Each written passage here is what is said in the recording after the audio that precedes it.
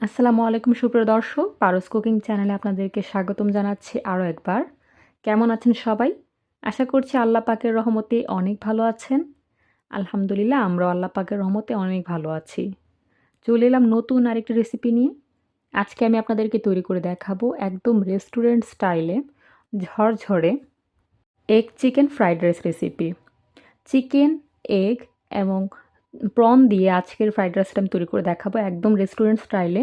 বাসায় মেহমান এলে কিংবা যে কোনো ঈদ, অনুষ্ঠান, অকেশনে আমি কিন্তু এইভাবেই ফ্রাইড রাইসটা রান্না করে থাকি। আর খেতে কিন্তু খুবই ভালো হয়।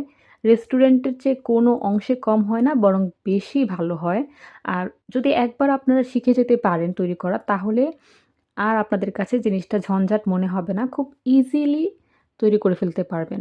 আর একটা ছোট বাচ্চাও আশা করছি রান্না করতে পারবে। সেম প্রসেস যদি ফলো করতে পারে। ভীষণ সহজ।